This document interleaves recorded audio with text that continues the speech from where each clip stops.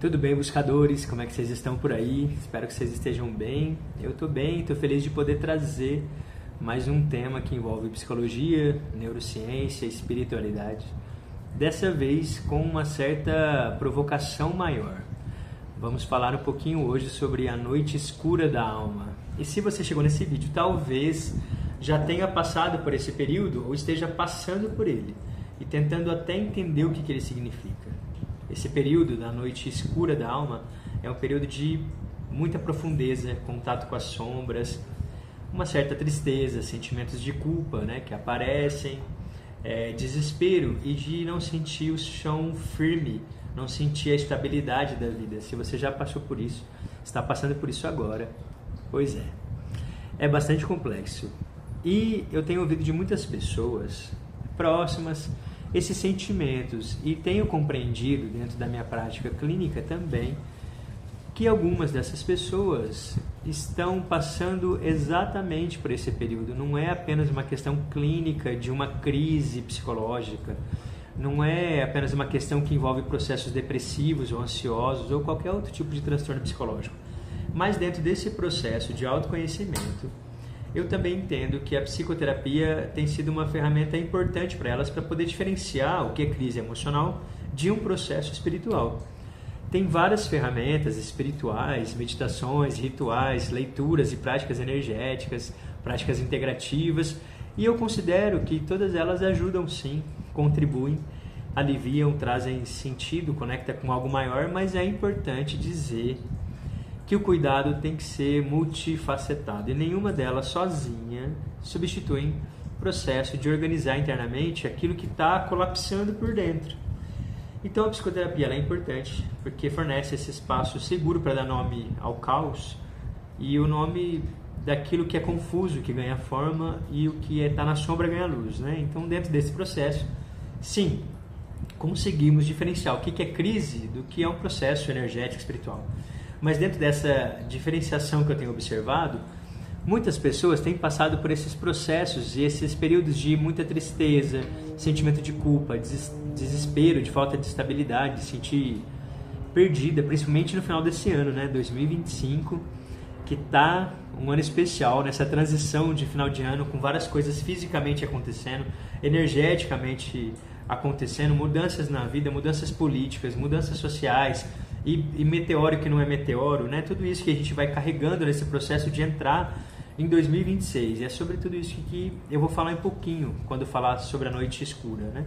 Como aqui a gente também transforma a sombra em luz, eu também quero trazer um pouquinho de claridade e iluminar esse tema para trazer mais consciência para a nossa caminhada, porque eu também já estive nesses papéis, nesse período difícil de noite escura, e também vou compartilhar isso com vocês. Meu nome é Rodrigo Oliveira, sou psicólogo clínico, professor e terapeuta de várias práticas integrativas e energéticas, e vamos juntos então compreender um pouco mais sobre o que é esse tema, esse termo sobre noite escura da alma e o que a gente pode fazer para atravessar esse momento. Como que essa noite escura da alma age em nós e de que forma que nós podemos olhar para isso tudo de uma forma mais lúcida. Então, bom, o conceito de noite escura da alma ele foi muito ampliado, difundido nos últimos 20 anos, é recente. Várias correntes esotéricas, pensadores modernos, pensadores de várias ideias e de conceitos de tradições diferentes, religiosas, discutiram isso, e hoje em dia muitos psicólogos têm buscado essa compreensão porque ela carrega um significado importante também no processo de autoconhecimento. Tem até um livro muito conhecido por várias pessoas, não foi escrito por um psicólogo, nenhum teórico da área, mas chama O Poder do Agora. E esse livro traz vários movimentos de dor do ego. O autor fala muito sobre esse momento de profundeza que a gente está perdido na própria mente. Mas o termo Noite Escura da Alma vem de São João da Cruz, que era um místico monge espanhol do século XVI, que também era poeta, era teólogo, enfim, um monte de coisas, mas era um dos maiores representantes da tradição místico-cristã, e ele escreveu 2 textos que eram fundamentais naquele período para poder estudar e aprofundar nisso. Um texto em espanhol, que era A Noite Escura, que era um poema, na verdade, e depois escreveu um comentário espiritual sobre o poema, que o título era A Subida do Monte Carmelo. No poema, ele descreve uma experiência que ele teve, espiritual, muito dolorosa, mas transformadora. Era um período de muita solidão, profunda solidão, árido, sentiu o que ele disse que era o silêncio de Deus, e ele perdeu a referência interna. Mas ele falou que tudo isso, levou ele a uma união ao divino. Como eu falei antes, eu também passei por um período longo de noite escura da alma, há 7 anos atrás, mais ou menos, que foi muito complicado para mim. Foi a última vez que eu passei por essa noite escura. E foi um período de solidão, de silêncio, não conseguia conectar com nada, perdido. Mas depois desse período, que levou um tempo significativo, eu passei a me conectar melhor com o divino que existe em mim e fui realizando coisas que inclusive eu estou fazendo aqui, agora com vocês, podendo trazer, né, clareza para as coisas que eu venho fazendo hoje na minha vida, anos depois. Mas o que São João da Cruz, não Rodrigo, né, queria dizer quando ele falava sobre a noite escura? Ele falou que é um momento da nossa jornada energético, espiritual, vivencial, em que as nossas antigas certezas se dissolvem, o nosso ego perde as muletas dele, as nossas distrações caem por terra, então nada no externo satisfaz mais. O Deus ou aquilo que você considera sagrado fica distante e a pessoa parece que ela está passando por um momento de vazio mesmo. Nós já falamos inclusive sobre o vazio existencial em outros vídeos aqui. Se você quiser aprofundar, clica aí, procura aí nos vídeos que nós temos, né? Mas essa travessia, São João acreditava que era um processo de purificação e de renascimento. Bem aquela coisa de que a crise leva à mudança, a mudança gera crises, e outras tradições que vão falando sobre isso, né, sobre essa roda de Sansara. Então tem outras tradições que também falam sobre a roda de Sansara, assim como São João trouxe, né? Embora ele tenha dado nome para esse conceito, para esse fenômeno, para esse período, ele já acontecia e sempre aconteceu em várias outras tradições espirituais anteriores. No próprio budismo, isso é conhecido como um processo de dissolução do eu, né, do caminho de meditação, que o budismo trata como esse estágio de dificuldade que depois levam à lucidez. Os hinduístas, né, os povos hindus, eles dizem que se assemelha ao período de tapas, que é esse fogo interno de transformação. Para quem trabalha com meditação e yoga vai entender bem isso, né, estuda bem esse processo. Tapas, né? Tem uma amiga, inclusive, professora de yoga, Carlinha, um abraço para Carlinha, e ela sempre falou que esse período de tapas são os tapas que a gente tem que levar na cara para acordar, né? O sufismo fala de algo semelhante, que é esse estado de fana, que é a morte do ego para renascer a nossa essência divina, ou o próprio xamanismo, com todas as suas práticas ancestrais, indígenas, andinas, amazônicas, dos povos ameríndios também, eles falam muito de algo equivalente à crise iniciática, onde a nossa alma é quebrada para a gente poder se abrir numa outra consciência. Então, olha só, é um fenômeno natural, universal, acontece em várias tradições na verdade falam sobre isso, mas foi São João da Cruz que deu o nome, e essa é a descrição mais precisa, por isso que está associada a ele. Mas vamos falar sobre cada uma dessas visões. A gente vai olhar para cada uma delas, mas o que é importante para a gente poder pontuar? Que tudo isso, com o tempo, psicólogos, especialmente junguianos, transpessoais, humanistas, foram percebendo que esse conceito descreve uma experiência psíquica também, não é só religiosa. Porque o Jung falava sobre isso quando ele falava de crise de individuação, os encontros com a sombra, a perda do self adaptado, a descida do inconsciente. Então a psicologia analítica ela integra nesse sentido porque Jung descrevia exatamente que essas tradições espirituais falavam. Nesse período de noite escura, é como um colapso do nosso ego. A gente poder acessar esses conteúdos inconscientes, fazer esse encontro com a sombra, que gera a sensação do vazio, que é também uma iniciação simbólica, né? Para o Jung, a noite escura da alma seria esse chamado do self, dentro da nossa psique, né? E ele poderia afirmar, inclusive, que essa alma ela convoca a gente para uma nova estrutura externa, uma nova estrutura interna mais autêntica. A psicologia transpessoal, ela enxerga esse processo como uma crise mesmo, né? Espiritual, uma emergência espiritual, até um despertar, mas até um ponto em que o nosso ego antigo começa a entrar num colapso, para que um outro nível de consciência possa surgir. Aquele nível de consciência que a gente tem lá já não serve mais. Agora, como eu percebo a vida, como eu percebo as coisas dentro do que eu vivo, já não cabe mais. Então é interessante associar com uma outra perspectiva histórica também de Moreno, né, no psicodrama, que fala que esse momento poderia ser um chamado para a gente abandonar um papel que já não tem mais vida, que já não tem mais função. A dor surge quando você insiste em manter um papel que não serve mais. Por outro lado, a cura, ela vem quando você permite que um novo eu ou um novo papel mais verdadeiro, mais espontâneo, mais alinhado com o teu espírito possa nascer.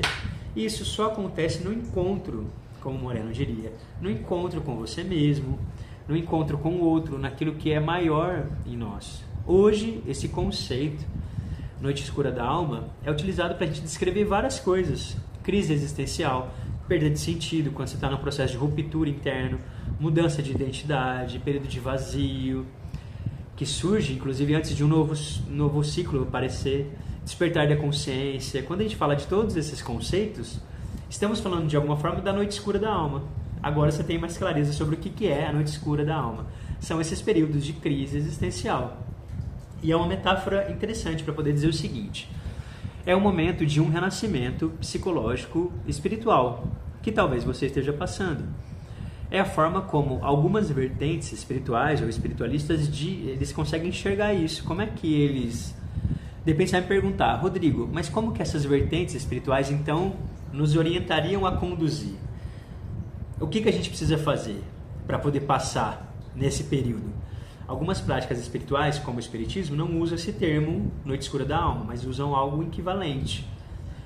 Algumas vertentes espirituais, elas olham para isso de que forma? O espiritismo, através de prova de expiação, que é o marco do nosso crescimento moral ou psíquico, né, individual, e que a gente tem que ajustar os nossos caminhos e as nossas intenções e atitudes, ou pode ser uma ação das nossas próprias sombras. É um período em que descreve as nossas imperfeições, nosso medo, a culpa, e que não foram resolvidas, e por não ter sido resolvidas, viram um turbilhão na nossa vida, nas nossas relações. Em alguns casos, fala mesmo sobre obsessões. Né? Algumas questões que a gente vive faz a gente conectar com faixas vibratórias densas e influências espirituais que vão perturbando. Então, estou dizendo isso não para assustar ninguém, mas para poder reforçar a importância de uma elevação moral, uma higiene mental dentro da vertente espírita. O budismo traz como dissolução do eu ilusório, que se manifesta através do vazio, da perda de sentido, da sensação de abandono. E ela fala, essas tradições dizem que quando o ego se distrai e quando o ego se desfaz, isso é um norte que gera ansiedade, depressão, mas é justamente esse colapso que nasce a nova clareza. No xamanismo indígena, andino, amazônico, de várias tradições ancestrais, vê isso como a morte xamânica, né? A morte do eu, quando o indivíduo perde a referência, as máscaras caem, a alma nossa chama de volta para nós. E a noite escura seria um rito de passagem, em que a pessoa enfrenta seus predadores internos, que são as suas sombras, recupera sua força, renasce mais conectada com a sua essência. O hinduísmo chama esse período de Kalahatri, né, que seria equivalente à grande noite. É um período de quebra das nossas sanskaras, né, que são as nossas impressões mentais antigas, que são profundas, são enraizadas aí, e que são marcas ou selos mentais que moldam a forma como a gente se comporta nas relações. Então, para o hindu, a dor surge quando a gente resiste a esse processo de expansão. Então, enfim, em síntese, resumindo tudo isso, o que todas as tradições têm em comum na compreensão desse estado, né? O que fica para nós disso tudo? Juntando que cada uma delas falam, né? Então, todas elas falam que a noite escura é uma travessia necessária, alguma coisa velha morre para nascer algo novo, é um processo interno, não é castigo, surge da necessidade da gente reorganizar nossa mente, o nosso espírito, o sentido da vida. A sombra precisa ser vista, então nosso medo, vergonha, culpa, vazio precisa ser visto. Nada disso é defeito, mas eles são mensageiros que nos provocam a olhar para quem nós somos, de fato, né? Somos também aquilo que nós escondemos, faz parte de nós, é a integração disso. Então essas tradições trazem a ideia de que tudo isso é temporário, nenhuma tradição traz a ideia de que isso é permanente. Então posso te dizer, isso vai passar, isso passa, principalmente quando você entra em contato com o seu corpo, suas emoções, e é aí que nasce a cura. que é um rito iniciático universal. Cada cultura dá um nome, mas todas elas falam da mesma experiência humana. E no fim das contas, todos nós atravessamos momentos que parecem desmoronar, né, por dentro. As velhas identidades param de funcionar, os padrões se esgotam e a vida empurra a gente para coisas que a gente não queria olhar antes. Então a psicologia, ela faz também esse movimento, né? Ela faz a gente olhar os padrões emocionais, os padrões que a gente repete sem perceber, as nossas defesas que criamos para sobreviver. A espiritualidade, aqui, amplia o olhar, mostrando para a gente que tem um movimento maior atuando, né? Um propósito silencioso que conduz cada etapa dessas vivências dentro da nossa jornada maior. E quando as perspectivas se juntam, psicológica e espiritual, se encontram, tem algo que fica muito claro e é muito bacana de trabalhar. É entender que não é crise e que a crise não é o fim, mesmo que fosse, né? Crise não é o fim e é o ponto onde você começa, de fato, a se encontrar de verdade. E essa é a maior revelação de todas. Você não está se quebrando. Você só está mudando a forma de ser, de fazer as coisas. Você não está se perdendo, você está se despindo das velhas coisas. Não é uma crise. Tudo que parece que está ruim no agora só está abrindo espaço para que você seja a pessoa que você sempre foi, ou que deveria ter sido. Então observa tudo isso e respira.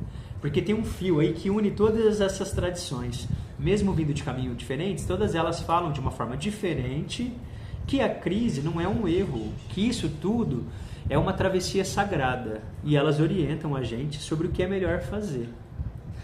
Tá bom, beleza, mas me conta, Rodrigo, o que eu posso fazer de melhor para atravessar esse período dessa travessia interna, poeticamente falando, né? Então vamos lá.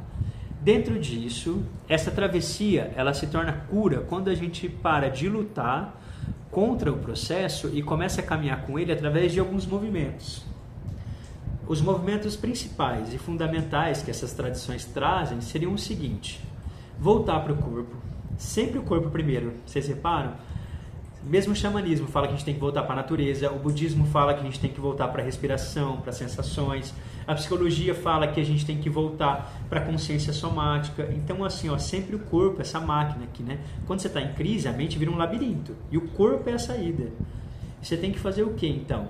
Práticas de respiração profunda, caminhadas, chorar muitas vezes, colocar para fora essa emoção que está ali, sentir no corpo, fazer alguns alongamentos lentos, ficar presente na sensação, ao invés das histórias mentais, porque o corpo abre essa porta, que a mente, de alguma forma a mente vai fechando, a mente é muito limitada nesse sentido, ela faz o que ela aprendeu a fazer, então volta para o teu corpo. Outro ponto, silencia a tua mente, para poder ouvir o que está surgindo. Nessa travessia, tudo que é velho faz barulho, ruído. O novo chega sussurrando e a gente tem que ficar atento, mesmo no xamanismo, espiritismo, budismo. Todas essas teorias concordam que o barulho interno é o que impede a gente de fazer a travessia. Às vezes o barulho externo impede de ouvir o que está dentro. Então, 5 minutos por dia. Desconectar de alguns estímulos, internet, rede social, ruído, excesso de informação que a gente vive, desconecta do que está fora para poder conectar com o que realmente está dentro. Observa os teus pensamentos sem se prender a nenhum deles. O silêncio vai ser esse lugar onde você vai começar a se transformar. O outro ponto é nomear o que você está sentindo sem tentar resolver. Nomeia suas emoções. Olha, isso que eu estou sentindo é medo, olha, isso é tristeza, sabe? Descreve as sensações, apertar do peito, nó na garganta, um vazio no estômago e diga verbalmente assim: eu me permito sentir o que é meu, tenha contato, não corre mais disso. Quando você nomeia o que você está sentindo, essa dor perde domínio sobre você. E um outro ponto também é parar de se isolar, tá? Porque ninguém atravessa esse período sozinho. Todas as tradições espirituais afirmam categoricamente e reforçam que o caminho é individual, mas a travessia pode ser compartilhada. O próprio espiritismo fala de corrente de amparo, o budismo pode falar das comunidades que você cria, né, e que sustentam alguns movimentos. O Moreno diz que o encontro é cura, grupos de estudo sobre espiritualidade. Você pode, a principal ferramenta que dá estrutura e clareza é psicoterapia, mas conversas sinceras com pessoas seguras que você confia, que você tem abertura para falar sobre esse processo. grupos espiritualistas, grupos de encontro, grupos religiosos, práticas guiadas, roda de cura, roda de conversa, roda do feminino, roda de masculino, rodas ancestrais, enfim, várias práticas ancestrais, e principalmente pedir ajuda sem vergonha, porque o isolamento prolongado é o maior erro nessa travessia, né? Então pedir ajuda sem vergonha, né? Não uma ajuda sem vergonha, mas peça ajuda sem ter a vergonha do que o outro vai dizer ou vai julgar, né? Mas passar sozinho é muito complicado, né? É como se você entrasse numa mata fechada, você que é da cidade, entrar numa mata fechada, numa floresta para poder atravessar, fazer esse percurso, essa travessia na mata, sozinho. Provavelmente você vai se perder, vai ser comido por bicho, talvez você nem sobreviva, né? Então, se você passa com um índio ou com algum morador local que conhece ali, fica mais fácil, né? Então, passe essa travessia com pessoas que conhecem, que podem te conduzir nessa caminhada. E por último, tem a disciplina espiritual, é um ponto que transforma muito, mesmo sem vontade. Vai rezar, vai meditar, vai caminhar, vai respirar, tomando seus banhos demorados, fazendo práticas de autolimpeza, práticas energéticas, práticas terapêuticas, rotinas que te sustentam, que conversam com o teu campo mental energético e criam o que a gente chama de ancoragem. Cuida do teu corpo físico, emocional, mental, energético, espiritual. Não toma decisões no meio desse colapso. Não muda de trabalho por enquanto. Mantenha a tua estrutura interna até você entender o que está acontecendo ou passar por esse período. Então, olha para isso. Não muda de trabalho, não termina relações impulsivamente, não tome nenhuma decisão precipitada, radical. Não conclua nada sobre você. Não conclua nada sobre você. Porque a gente está vendo a vida através do filtro da dor e a gente distorce as coisas. Então, a travessia pede pausa, não pressa. Então, observa o que está acontecendo com você e se ame, exatamente do ponto onde você está, no teu local agora. Pare de cobrar, de tentar ser forte, de tentar recusar o caos. Acolhe o caos interno, se permita descansar, se permita não produzir nada grandioso. Se permita pedir colo, porque é um momento também de ternura com você mesmo. E não espere dos outros. Entregue para você. Para atravessar a noite escura da alma, você precisa parar de lutar e voltar para o teu corpo, pedir ajuda, sustentar a sua prática espiritual e permitir que o teu eu novo também possa emergir nesse silêncio. E, em resumo, é isso. E no final das contas, todos nós estamos atravessando esse momento que parece desmoronar muitas vezes, que parece que a gente se desorganiza, cada um do seu modo, mas é nessa fase que as velhas identidades nossas vão deixando de funcionar e alguns padrões que não servem mais dão abertura para outros. A psicologia ajuda a gente a entender os padrões relacionais, a espiritualidade amplia o olhar e os dois juntos criam uma coisa que é fundamental, que é entender que a crise não é o fim e é o ponto onde você começa de verdade a se encontrar. E essa é a maior revelação de todas dentro desse processo. Tudo que parece que está desorganizando vai abrindo espaço para que você possa ser aquilo que você sempre foi ou deveria ser, mas que não conseguia enxergar antes. Chegou o seu momento e se observa nesse momento. Se observe e se permita. A vida não quer te prejudicar, não quer arrancar nada de você, está te devolvendo para você mesmo, porque o teu fim aqui é a evolução, não tem como fazer outra coisa. E você não vai ser mais a mesma pessoa no fim desse processo todo. Esse talvez seja o grande propósito da travessia, a gente lembrar quem a gente é, depois da gente ter se esquecido por tantos anos. Hoje eu fico por aqui e se você gostou do conteúdo, já curte, compartilha com aquela pessoa que você acredita que vai gostar e que precisa ouvir isso tudo aí, tá bom? Nos encontramos na próxima segunda, então, com outros temas que também nos trazem mais luz e consciência. Um grande abraço para você e até mais.